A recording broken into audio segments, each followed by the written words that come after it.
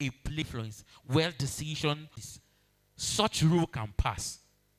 If there are no believers that can stand up to this cause and say, no, why can you say Christianity is not? I mean, if there are no voices to speak for Christianity, we'll find out that such will happen. These policies will be made against us because it is the place where decisions are being made, where cultures are being shaped, and where economies are being made. So number 2, it is a place of warfare.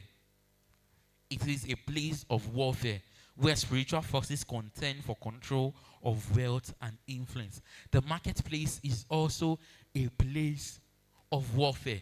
Whatever sector it is that you see out there, the kingdom of darkness is contending for that same sector. Let's take the media space for example.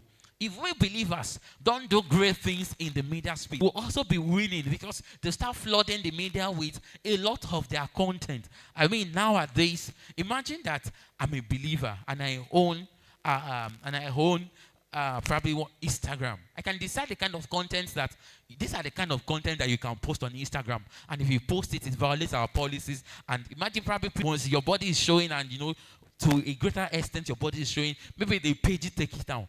And that is one of the most vital platform in the world today. And I make that rule. People might still use it and adhere to that rule. But the fact that we just allow it, is an unbeliever that owns it, that doesn't allow anything to go by. And there are some, if we start to post some too churchy things, you start to make some comments, they can tell you that they can remove your page from Instagram.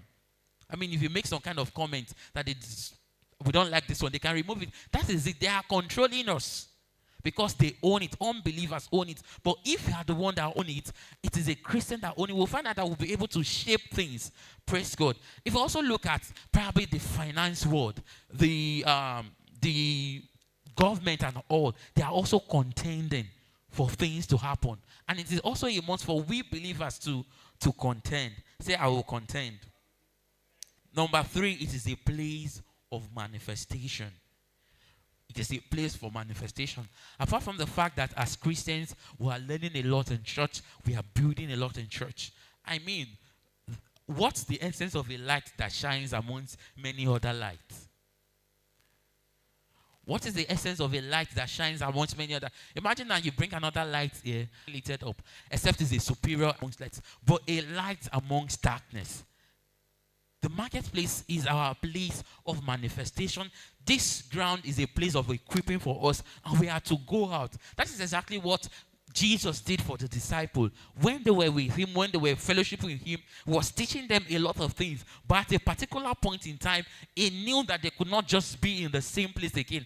There was a need, same things they've learned. And that was why he caused them to spread across abroad. There was a time that the church was deciding that we will not spread out. We just want to be in the same place. They were just keeping the light to themselves, But God has to use some kind of persecution to ensure that there is a spreading out, because there is a need for them to manifest in other places. And that is the same way it is for we believers, that the marketplace is a place where we can show God's wisdom, where we can show the results that God can do through us. In that particular place God has placed you, in that sector, in that marketplace the Lord has placed you, the Lord is expecting that you produce some supernatural results there that can wow the people of the world and know that there is God. Praise God.